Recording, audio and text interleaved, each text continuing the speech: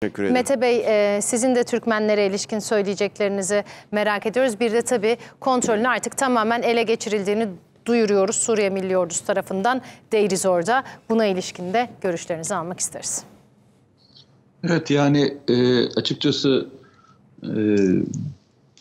yaklaşık 13 günden beri takip ettiğimiz her günü farklı sürprizlerle gelişen bir Suriye var. Daha bunu konuşmaya devam edeceğiz. Bir defa şuna hepimiz hazırlıklı olalım. Bu örneği çoklukla vermeye istiyorum. 2011'de Libya'da yaşanan süreç bugün 2024'e geldi. Aynı şekilde devam ediyor. 1990'larda başlayan, daha sonra çekiş güçle başlayan, daha sonra 2003'teki işgalle devam eden süreç hala Irak bir istikrara kavuşmuş değil. Bu nedenle bugün her şey bitmiş gibi davranamayız. Açıkçası uzun soluklu bir süreç başlayacak. Ben her zaman yaşanan olaylara muhasebesel T cetveli gibi bakmayı tercih ederim. Aldığım eğitimlerden dolayı da hani işletme master yaptığımda da en çok dikkat ettiğim şeylerden bir tanesi oydu. Girdiler ve çıktılar. Yani hiçbir zaman olaylara hep gidenler olarak bakmam, her zaman da gelenler olarak bakmam. İki tarafa da not etmekte yarar var. Bugün Suriye'deki yaşananları hem Türkiye lehine gelişen durumlar hem aleyhine gelişen durumlar şeklinde iki tane kalem açtım ben. Ve iki tarafı da yazmaya devam ediyor. Bugünkü süreç içerisinde yaşananların birçoğu aslında başlangıç itibariyle Türkiye'nin lehine başladı. Evet. Asıl süreç bundan sonra başlayacak. Mesele bu kazanımları kaybedip kaybetmeyeceğimizle ilgili. Mesele Suriye'nin başka bir yere evrilmesine müsaade edilip edilmemesiyle ilgili. Asıl zorlu süreç budur ve bu süreç bize geleceği gösterecek. Şimdi Deir ez-Zor önemli, çok önemli. Sağ olsun üstadlar çok güzel şeyler yapıyorlar. Ama ben bir kez de Salih'le beraber bütün Prime Time'daki çalışan ekibe ve sizlerle, yani özellikle moderatör olan ekipler dahil olmak üzere sizlere çok teşekkür ediyorum. Her gittiğim yerde şununla karşılaşıyorum ve çok da mutlu oluyorum. Verdiğimiz o grafikler, o açıklayıcı bilgiler ve diğerlerini toplumda çok önemli bir bilgi birikim oluşturduğunu görüyorum. Ve her yerde çok teşekkür ediyorlar. Ha, ne mutlu bize. Yok gerçekten ya sizsiniz bunun kahramanı, ben değilim.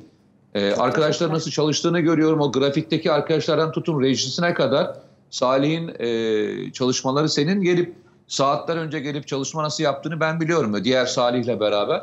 O yüzden burada bir başarı varsa ve topluma karşı bir şeyler aktarıyorsak sizlerin sayesinde bu.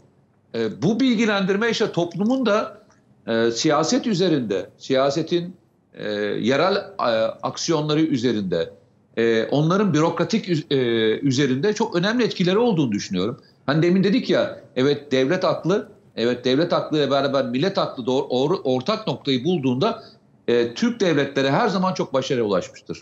Devlet aklı ve millet aklı beraber ortak hareket ettiğinde bizim misyonumuz çok net. Biz tespit ederiz. Yani bizim görevimiz o. Devletin makamları zaten bu bilgilere sahiptir. Yani biz şöyle bir şeyde değiliz. Devlet bizden bilmiyor, biz devlete akıl veriyoruz. Böyle bir görevimiz olamaz. Hepsi bizden çok daha akıllı, çok daha deneyimli, sahada olan insanlar. Ama başka bir şey vardır. Belki akıldan kaçan, gözden kaçan bir detay olabilir. Bu bir. İki, toplumsal baskıyı oluşturmaya çalışıyoruz. Toplumsal algının farklı mecralar tarafından kirletilmesine müsaade etmek istemiyoruz. Bizim en büyük misyonumuz, benim en büyük misyonum, bilmiyorum Cihat katılır mı katılmaz mı ama bizim en büyük görevimiz bu. Başka türlü bizim bir şeyimiz olamaz. Yani devletten daha fazla bir şey bilemeyiz. Devletten daha fazla istihbarat bilgisine sahip olamayız. Onlar tabii ki daha iyisini biliyorlar. Ama bazen ışık yanıltması, göz algılanması, detay içinde boğulmak gibi durum olabiliyor. Bizim de küçük bir eğer katkımız varsa sizlerle beraber ben çok mutlu olurum. işte Deir ez-Zor ve diğer alanlarda bunlardan bir tanesi. İnşallah dediğim gibi zor bir süreç. Daha yeni başladı. Bu işin içinde bugün gördüğümüz faktörlerden bazıları yanlış adamlar çıkabilir. Buna da hazırlıklı olun. Onu da söyleyeyim size. Yani bazı gruplar dönüş yapıp Türkiye'nin lehine çalışabilir. Bazıları Türkiye lehine gözüküp Türkiye aleyhine döndürülebilir.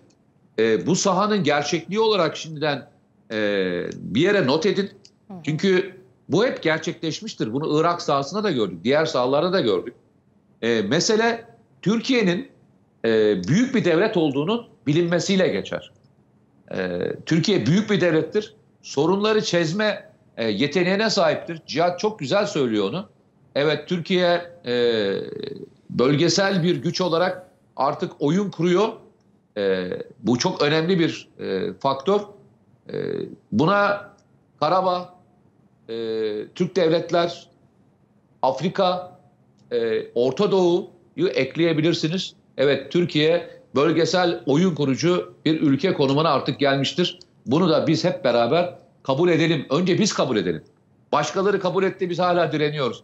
Biz de kabul edelim. Biz bir bölgesel gücüz ve bölgesel gücün oyun kurma yeteneği bizde var.